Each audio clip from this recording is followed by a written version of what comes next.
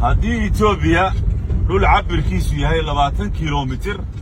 oo isugu jira bari iyo bad loo siiyay in ay Somaliland kala shaqayso aqoonsiga ama i'tiraafka maxaa la siin doonaa Mareykan hadduu yiraahdo anna waan idin aqoonsanaya maxaad haysan se maxaa la siin doonaa Ingiriisku hadduu yimaado dalalka caalamkuna hadday yimaadaan oo ay yiraahdaan waxaan maqalay inaad dhulal bixinaysaan annana waan idin aqoonsanaynaa maxaad nu haysan iyana maxaa la siin doonaa se maxaaba haraya haddii aynu qaybinno dhulkeena haddii Itoobiya dhul cabirkiisu yahay 20 kiiloomitir oo isugu jira bari iyo bad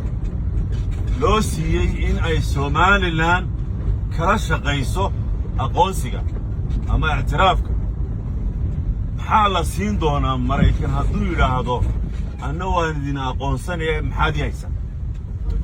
se maxaa la siin doonaa Ingiriisku hadduu yimaado dalalka caalamkuna hadday yimaadaan oo ay yiraahdaan waxaan maqalay inaad dhulal bixinaysaan annana waan idin aqoonsanaynaa maxaad nu haysan iyana maxaa la siin doonaa se maxaaba haraya haddii aynu qaybinno dhulkeena